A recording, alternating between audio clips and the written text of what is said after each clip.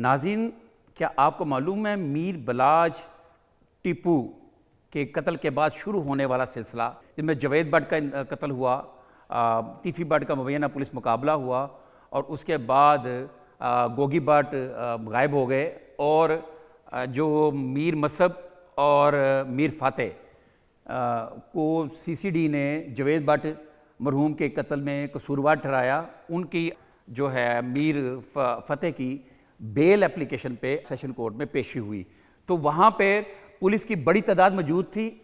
उसमें से मीर फतेह कैसे बच निकले, गिरफ्तार हुए, ये सब जानिए आज के वीलॉग में। तो मैं हूं नसीम कुरैशी और आप देख रहे हैं आपका अपना फेसबुक और YouTube channel Naseem Qureshi official. नाज़रीन, आपको जैसे मालूम है कि मीर बलाज टीपू के कत्ल के बाद एक सिलसिला शुरू होता है। ये दुश्मनी है बहुत पुरानी, जिसमें मीर बलाज टीपू के दादा भी कत्ल हुए, उनके वालिद भी कत्ल हुए, फिर मीर बलाज को कत्ल कर दिया गया। उसके बाद जिनके ऊपर इल्ज़ाम था ये गोगी बरादरान में, उनके बहनोई जवेद भट्ट को कत्ल कर दिया गया। और उस वक्त गोगी भट्ट और टीफी भट्ट दोनों मंजरे आम पे नहीं थे, मुल्क से फ़रार थे, यही बात की जा रही थी। तो फिर उसके बाद एक टर्निंग पॉइंट आता है, उसमें ये है कि टीफी भट्ट मरहूम को वहाँ से इंटरपोल के ज़रिए दुबई से लाया जाता है और कराची के रास्ते जब लाहौर ला रहे होते हैं तो रास्ते में उनको उनके साथी जो छुड़वा के ले जाते हैं। फिर कुछ देर के बाद मुबैना तौर पर फिर कोई 2 घंटे के बाद फिर दूसरी टीम सीसीडी के साथ उनका मुकाबला हो जाता है, उन्होंने नाका लगाया होता है। ये चीज़ें आपके सामने रहीं। तो उसके बाद ये हुआ कि पोलिटिकली अवामी कुछ जो गोगी भट्ट बरादरान के साथ थे, तीफी भट्ट बरादरान के हक में थे, उन लोगों का भी प्रेशर शुरू हो गया। जैसे जस्टिस फॉर मीर बलाज की कंपेन चली थी, इसी तरह justice for Javed Bhatt, justice for तीफी भट्ट, इस तरह की कंपेनें भी चलने लग पड़ी। और फिर हैरानकुन बात यह हुई कि चंद रोज़ पहले पुलिस की तरफ से जवेद भट्ट कत्ल केस में एक बड़ी पेशरफ्त हुई, जिसमें मीर मनसब के साथ मीर फतेह को भी कसूरवार ठहरा दिया गया। अब मीर मनसब की तो पहले बेल हो चुकी थी और मीर फतेह जब सेशन कोर्ट में पहुंचे तो उस वक्त पुलिस की बड़ी तादाद मौजूद थी उनको गिरफ्तार करने के लिए। जब वो जाते हैं सेशन जज साहब की अदालत में तो वो पूछते हैं कि मीर फतेह कौन है। उन्होंने कहा जी मैं हूं सर हिला के कहा। उन्होंने कहा कि वो आपके वकील की तरह जो लास्ट टाइम नहीं आए थे। तो पीछे से एक आवाज़ आई नवीद अहमद ख्वाजा एडवोकेट की कि जी मैं इनका वकील हूँ। तो उसमें उन्होंने साथ ही उन्होंने कहा जी माजरत की अदालत से मुझे ज़ाहिर है कि मेरा कोई केस था, मैं जिस वजह से मैं लेट हो गया, ऐसे हो गया। तो जवेद भट्ट के वकील जो अनायत मलिक साहब से पूछा गया कि बताएं। जवेद भट्ट के वकील ने कहा कि मीर फतेह को भी कसूरवार ठहरा दिया गया है, पुलिस ने इनको कसूरवार ठहरा दिया है। और उसमें उन्होंने लिखा है अपनी रिपोर्ट में कि जिस वक्त मीर मसब शूटर्स को ऑर्डर दे रहे थे, हुक्म दे रहे थे टेलीफोन के ऊपर कि जवेद भट्ट का कत्ल कर दें, जवेद भट्ट का मर्डर कर दें, तो उस वक्त मीर फतेह भी छत पर उनके पास मौजूद थे।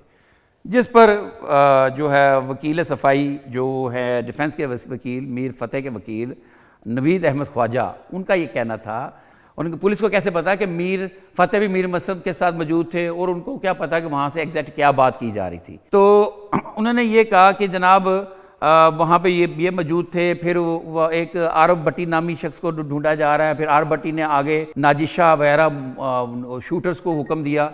ये उन्होंने इस तरह अदालत को बताया कि ये इनको कैसे मालूम है, ये कैसे गुनाहगार कर सकते हैं। खैर नाज़रीन, अदालत ने दोनों का सुनने के बाद और जो है ना जो फ़ैसला जो उन्होंने तहरीर किया या अभी लिखना है बकाया, उन्होंने 3 जनवरी तक फ़ैसले को महफूज कर लिया। और उन्होंने कोर्ट ने ये कहा कि 3 जनवरी को फ़ैसला सुनाया जाएगा और सब लोगों को और मीर फतेह को आने के लिए कहा कि वो 3 जनवरी को पेश हो। तो इसके बाद पुलिस की बाहर भारी नफरी मौजूद थी और पुलिस समेत बहुत सारे लोग ऐसे मौजूद थे जिनको ये यकीन था कि मीर फतेह की आज बेल कैंसिल होगी और पुलिस उसको गिरफ्तार कर लेगी।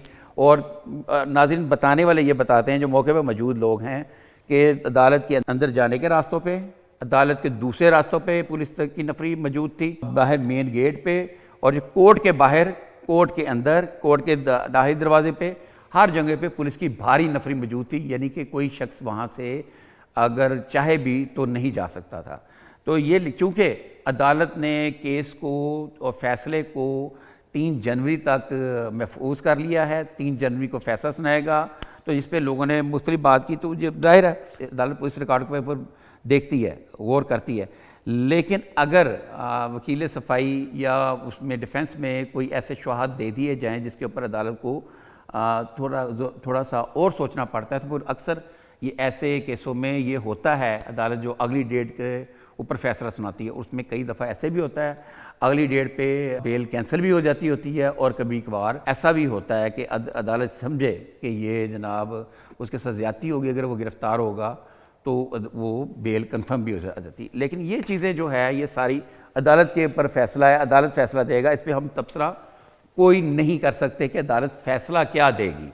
अदालत ने अपने नज़र से अपने हक़ाइक़ को देख के तमाम मौजूद शवाहिद को, और सबसे बड़ी बात जो है ना इसमें, जो एक दुरुस्त चालान जो बना होता है ना, जो पुलिस की तरफ से बना होता है चालान, और ये पुलिस ने ये चालान बनाया है जिसमें इनको गुनहगार किया है, उस चालान को किस तरीके से लिखा गया है और उसको गुनाहगार करने की वजूहात क्या बयान की गई हैं, ये बड़ा मैटर करता है।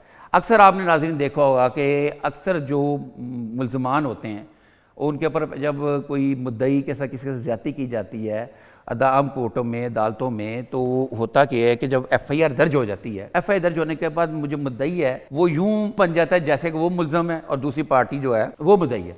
वो इसकी क्या वजह है? लोग क्यों मुकदमा दर्ज नहीं कराते? बहुत सारे मामला लोग क्यों खामोश हो जाते हैं? क्योंकि में हमारी कानूनी पेचीदगियाँ, प्रोसिक्यूशन की सिस्टम में कोई ऐसी पेचीदगियाँ हैं जिसमें अक्सर फ़ायदा मुल्ज़म को हो जाता है। तो अब इसमें चालान से देखा जाएगा, अब चालान में क्या हकीकत है, चालान के में क्या कहा गया है, चालान में किस तरीके से लिखा गया है, ये तो अभी हमारे पास जो ज़राए की बातें, जो फ़ैसला आएगा नाज़रीन उसमें पता चलेगा कि उस रिटर्न फैसले में मीर फ़तेह को अदालत बेल देती है या नहीं देती। इसके लिए 3 जनवरी तक उनकी जो गिरफ़्तारी थी वो मुअत्तल हो गई और पुलिस उनको पकड़ नहीं सकती थी, क्योंकि उनकी बेल एप्लीकेशन चल रही है और अदालत की तरफ से उनको 3 जनवरी तक की प्रोटेक्शन बेल उनके पास मौजूद है। 3 जनवरी को फैसला अदालत करेगी कि आया कि इनकी बेल कंफर्म हो या फिर इनकी बेल कैंसिल कर दी जाए। तो नाज़रीन, जब इसके बाद ये हुआ, मीर फ़तेह जैसे आए थे वो वैसे ही वहाँ से निकले और चले गए। पुलिस भी वहाँ खड़ी रही, देखती रही, और उनको पकड़ा जाने का सीन देखने वाले बहुत सारे दोस्त हमारे वो भी मौजूद थे और उनके चाहने वाले भी मौजूद थे, और जो जिन्होंने अपने वीडियो कंटेंट बनाना था, जो ज़ाहिर है आपको पता है आजकल तो सोशल मीडिया का दौर है, तो हर बंदे ने अपना चैनल बनाया हुआ है, तो उसकी कोशिश होती है कि वो सबसे पहले एक्सक्लूसिव खबर दे, एक्सक्लूसिव फुटेज दे, तो वो वहाँ पे मौजूद होते हैं।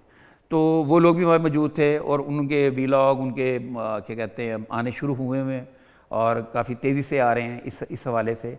तो ये एक कानूनी नुक्ता था जिसके ऊपर जनाब 3 जनवरी तक बेल चलेगी, और ये रूटीन की बात है, ये कोई ऐसा नहीं है कि इस केस में ऐसे हुआ है, ये रूटीन की बात है। अक्सर नॉर्मल केसेस में, सेंसिटिव केसों में जो अदलिया जो है वो जब अगर वो मुतमिन ना हो तो उसको गौर खोज करने के लिए आम रूटीन में डेट देती है। आम मतलब ये कोई ऐसी कोई नई बात नहीं है, इसमें कोई ऐसी वो चीज़ नहीं कि प्रोटोकॉल है या नहीं है, इसमें कोई ऐसी चक्कर नहीं। आम रूटीन में कोर्ट, ऐसा भी होता है कई दफ़ा कि कोर्ट ने चीज़ें ली हैं तो कोर्ट कहती जी 2 घंटे बाद हम इसका फ़ैसला सुनाएंगे, तो 3 घंटे बाद देंगे, या फिर दोपहर सुबह, या फिर सुबह 8 बजे उन्होंने सुना है, जरा सुनी है, 9 बज गए हैं, 9 बजे के बाद उन्होंने कहा जी 12 बजे फ़ैसला सुनाया जाएगा।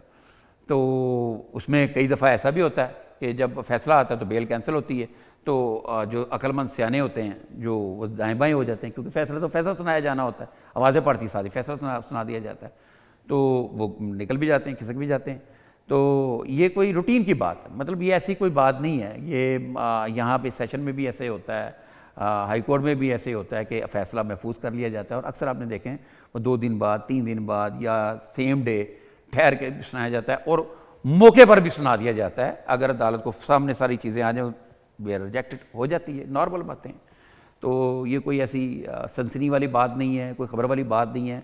तो इसलिए मुनासिब हमने समझा कि हमने बड़े वीलॉग देख रहे, सुन रहे थे कि हम लोगों को चीज़ों को जो है ना सही रियल पिक्चर उनको बताएं कि हुआ क्या है। लेकिन यहाँ पे हम एक बात कहेंगे, एकदम से ये पिछले दिनों से मीर बलाज मर्डर केस से जुड़े जो आगे बाकी चीज़ें थीं वो सोशल मीडिया पे बहुत पीछे थीं, ट्रेंडिंग में कम थी। ये अचानक से इनकी जो पुलिस ने इनको गुनहगार लिखा, उसके बाद से सामने आया, और अब ये पेशी आई तो उसके बाद से ये सामने आया। तो मुझे लगता है 3 जनवरी तक ये चलता रहेगा। 3 जनवरी के बाद भी कुछ दिन ये चलेगा ये केस। तो नाज़रीन, जैसे जैसे अपडेट्स आएंगी हम आपसे शेयर करेंगे। तब तक के लिए इजाज़त दीजिए। अल्लाह हाफिज़।